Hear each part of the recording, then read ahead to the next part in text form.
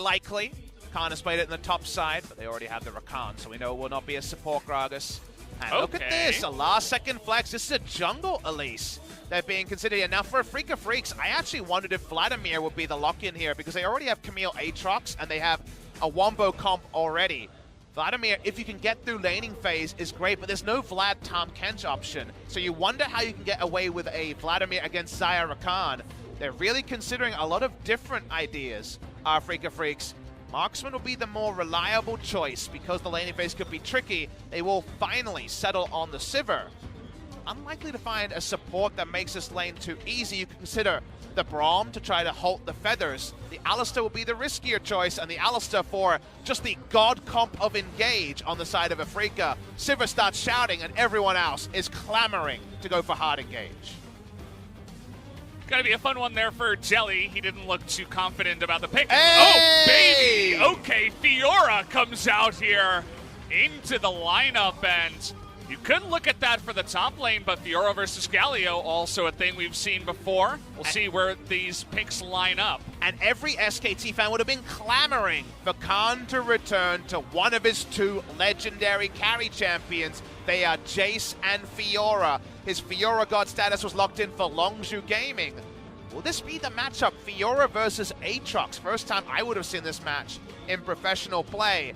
Like you say, they have till 20 seconds, and Fiora versus Galio has been a pretty traditional mid lane matchup in the past. We won't see it here. It will be much more the comfort for Khan. Very excited to track this on the top side, and also two ganking junglers will probably be hightailing their way top side to try to impact a carry versus carry matchup. Fiora definitely one of those champions that feels a lot better if you can get ahead early on in the game. Fiora's from behind struggle to find really any lane pressure to go for that split push, but oh boy, you take a look at this composition. It's balls to the wall. You're not going back with this kind of comp. If they get a control ward advantage and you walk in front of anyone, at best, Sivir's shouting. At worst, 5 people are on top of your model, instant killing you. So much lockdown. However, what did SKT take from that? Fiora, that's not a grouping champion, that's a splitting champion. That hasn't been the impact so far of Khan on SK Telecom T1. They want some King Zone and Longzhu Khan in game number 1 of this series. Well, guys, it is time. Game number 1 of Afrika versus SKT begins now.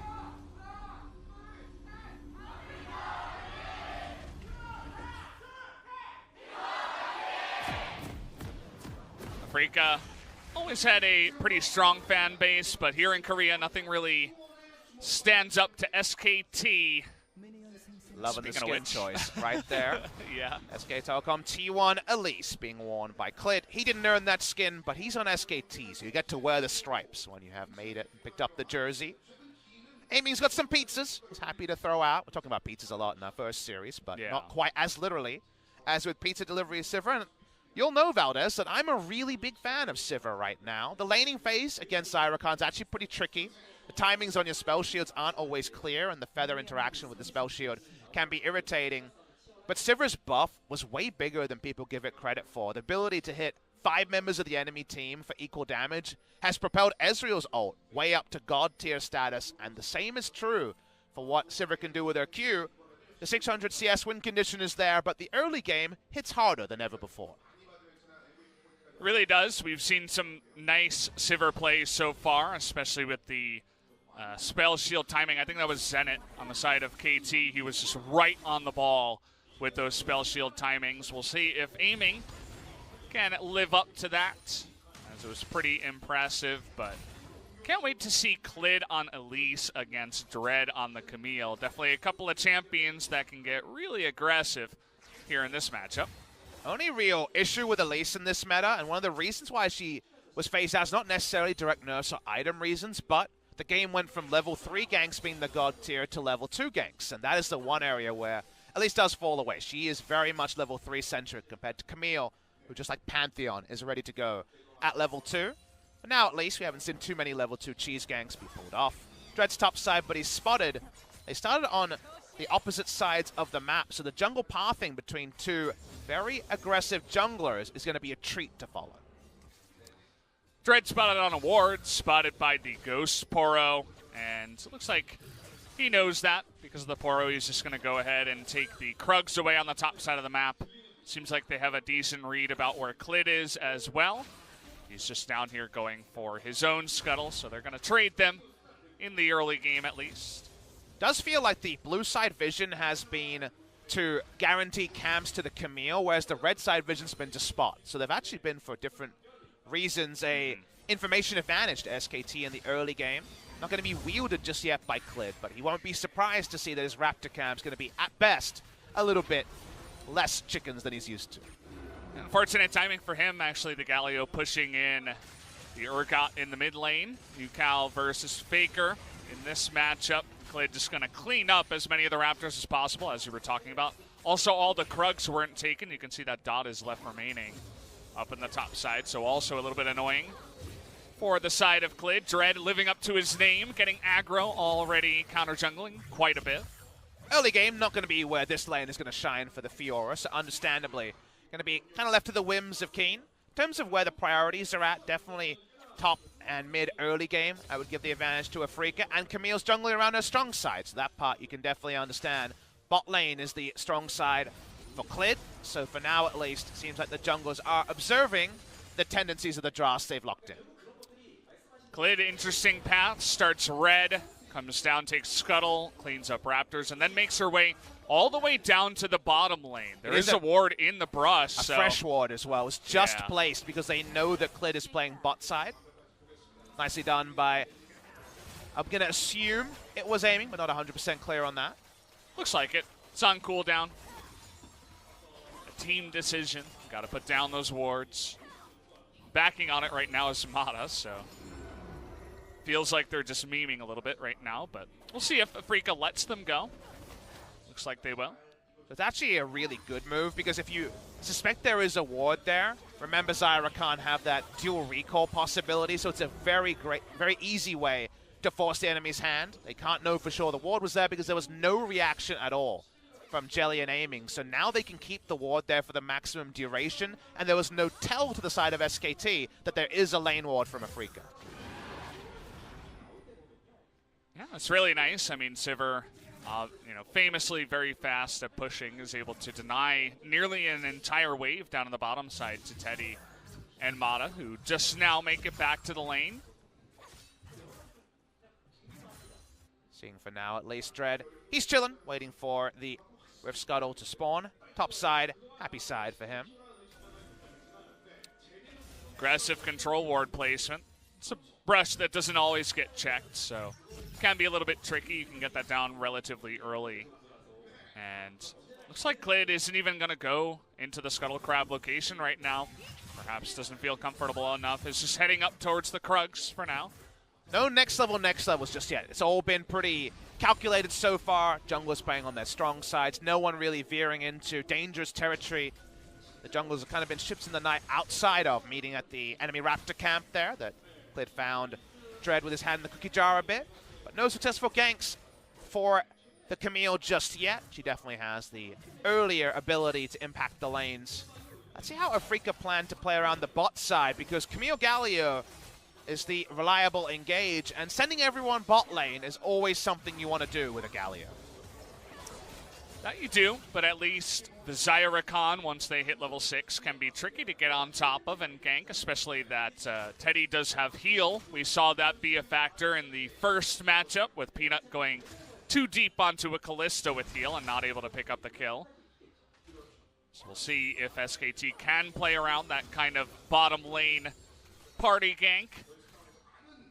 And one thing we'll learn from this is where SKT's communication is at, because that's been the one thing we've wanted the most, right? Who's the shot caller? Who's doing the dominant voice?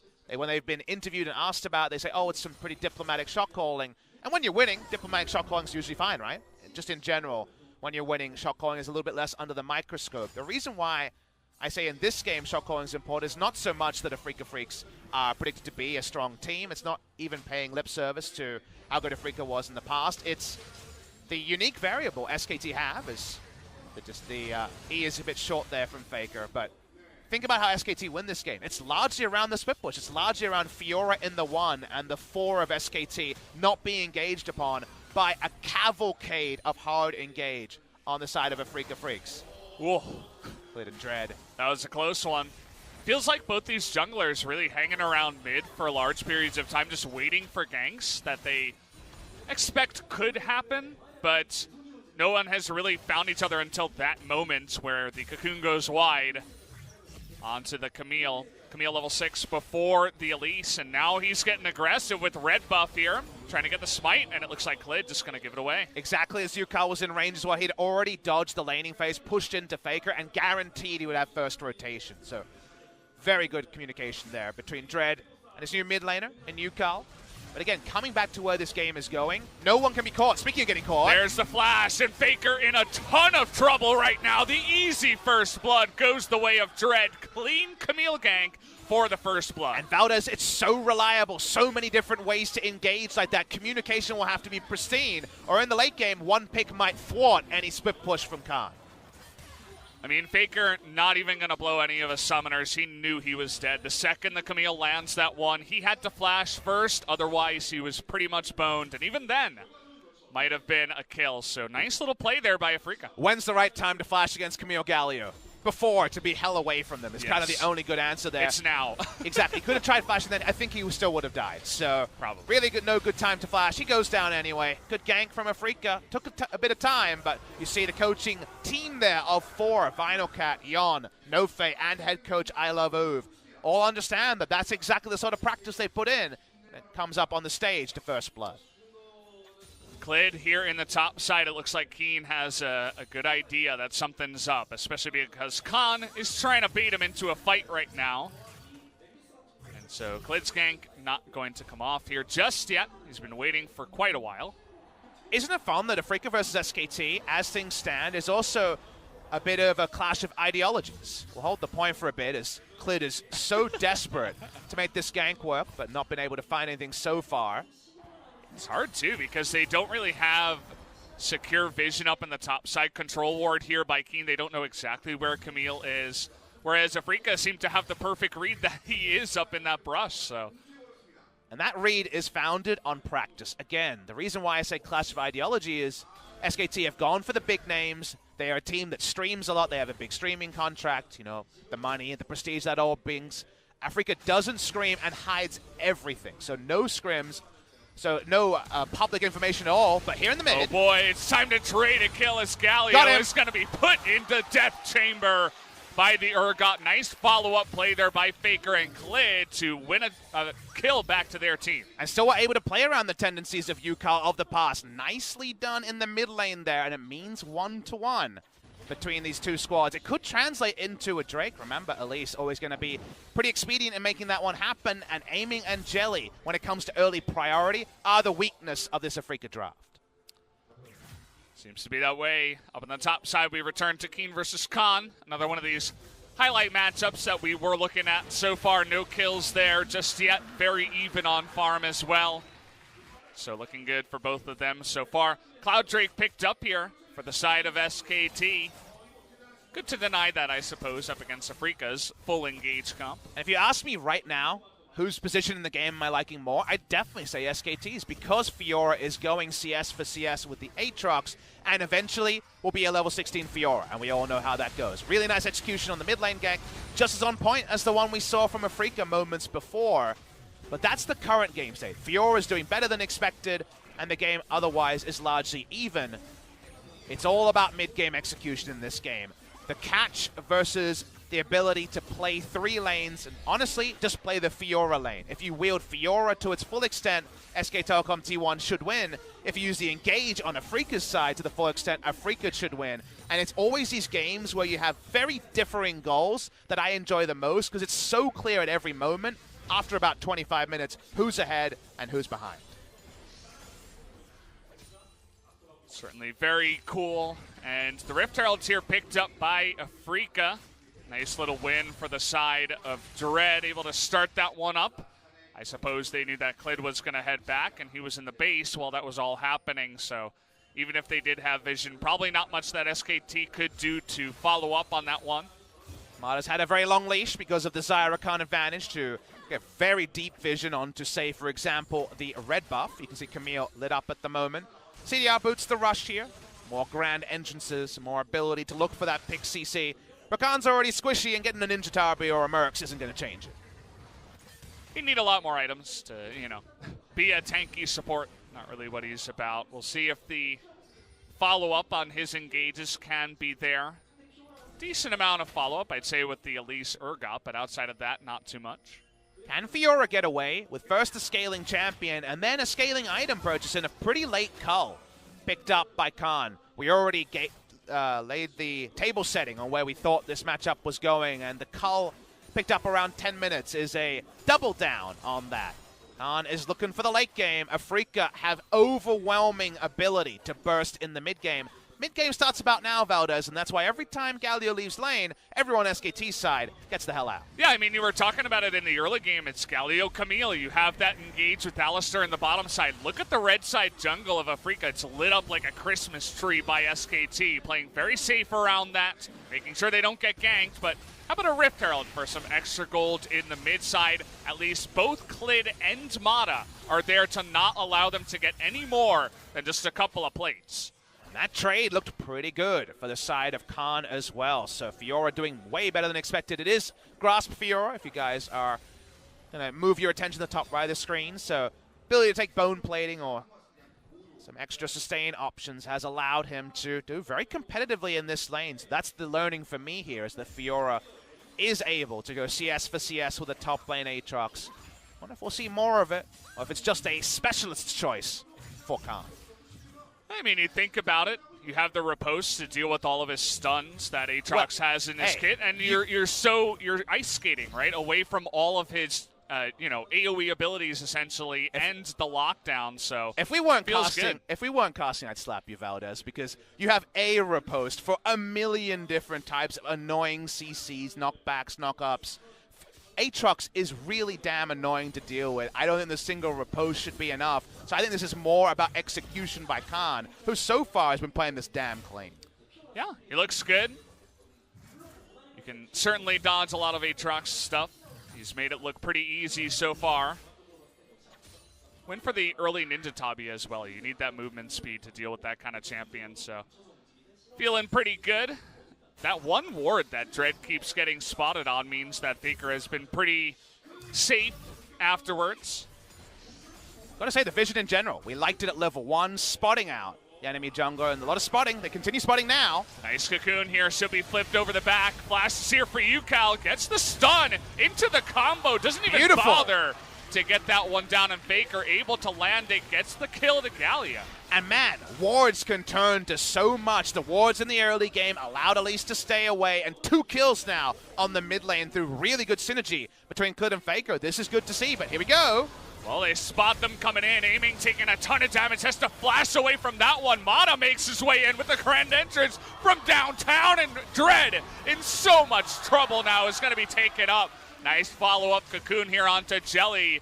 Doesn't look like they'll be able to get much, but SKT so much room on the map. Even Teddy's pushing the bottom lane. Exactly. This game's going to hell in a handbag so quickly here. They tried to make an aggressive pick, but the moment that the Boomerang Blade missed, they weren't going to have enough damage to turn. All of SKT is backing up their mid lane jungle duo. A Drake, turret damage, all to the benefit of SKT.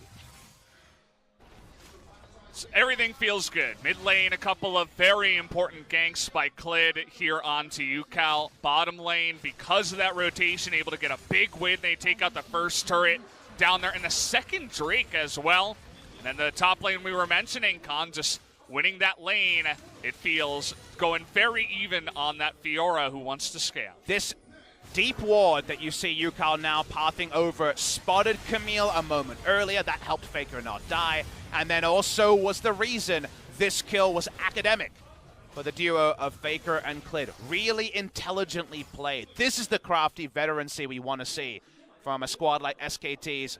So many other big names have been on the losing side in LCK Spring so far. But you can see the in and out of game practice has been pretty on point by the side of SKT.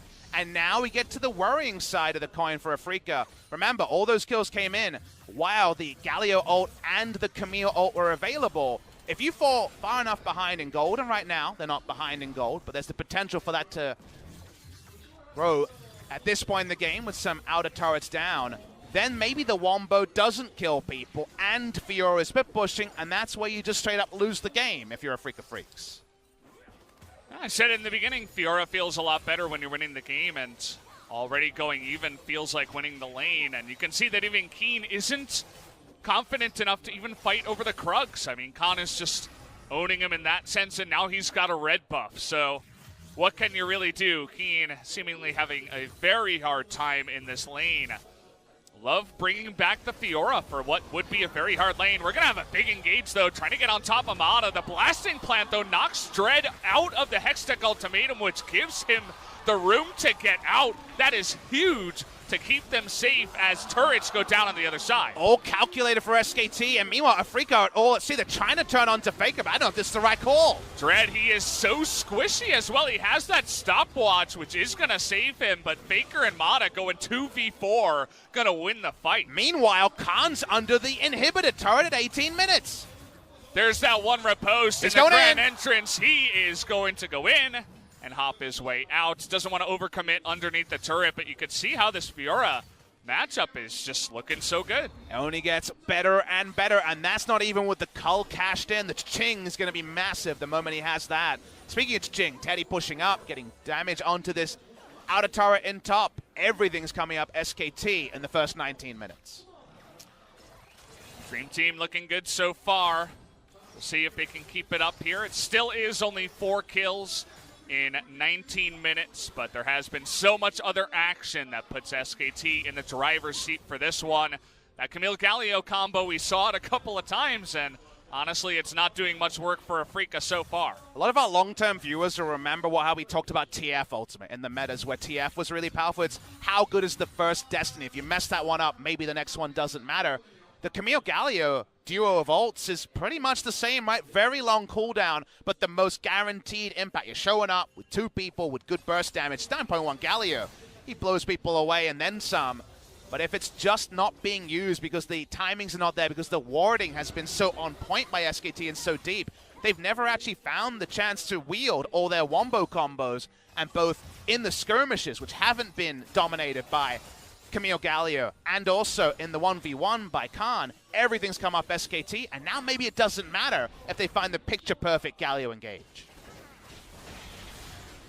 20 minutes ticks, and SKT already setting up vision around the Baron. It looks like 2 or even 3 control wards already are down, just to make sure that Faker can push down this top turret, as well as begin to pressure in there.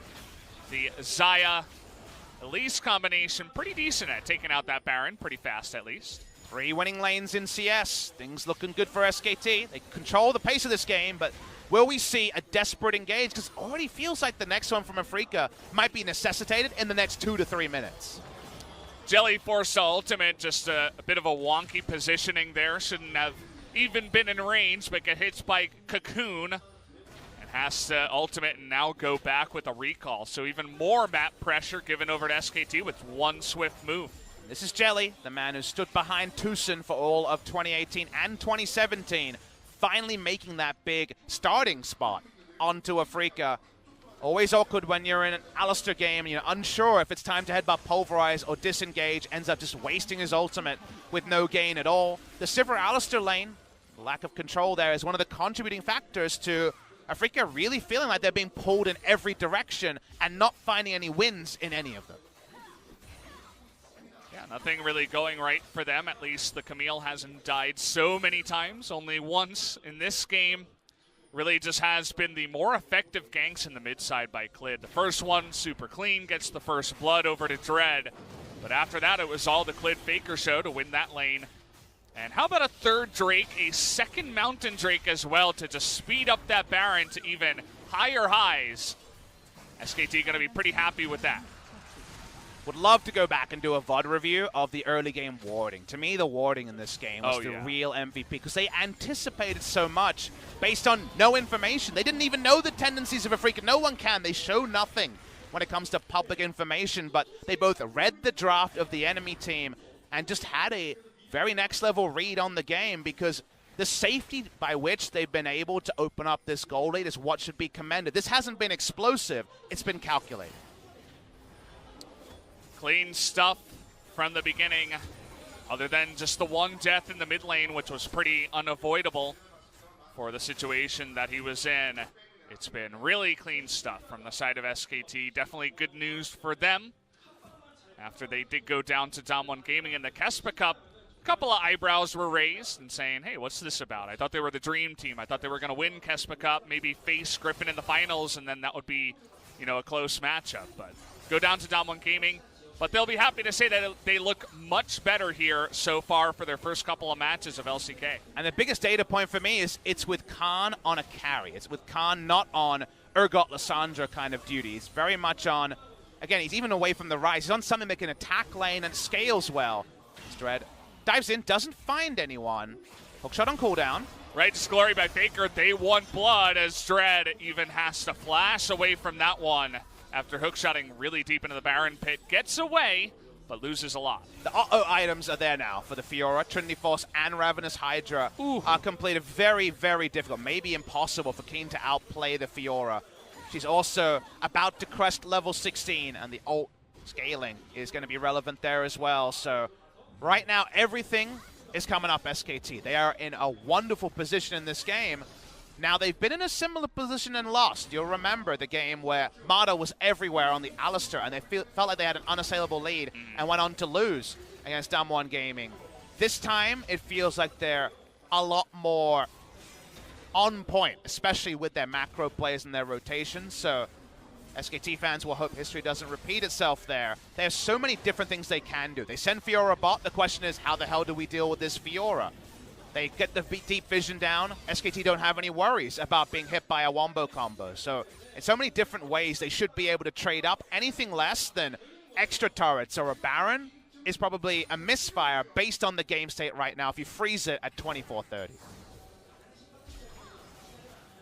Perhaps they needed more pressure in the top side to shut down this Fiora, because you were mentioning that cull that came in late.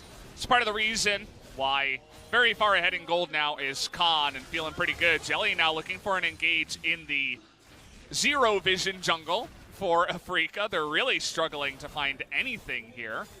One of the few comps we've seen that can actually use sweep as well. They have an Elise who's very elusive.